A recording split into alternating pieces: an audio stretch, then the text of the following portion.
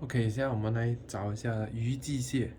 鱼际蟹在手指的这一面，按下去，那种酸痛的感觉。这整块呢，可以顺着腿，哪一个是最酸的点，你就往那边按。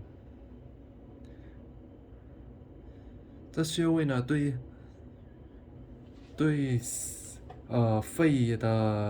肺炎啊、咳嗽啊，当你咳嗽的时候啊，还是你呼吸有一点困难的时候啊，你可以去按压哈，它可以帮助你呼吸道等等啊，小儿消化不良啊也是可以。然后换另外一只手下去，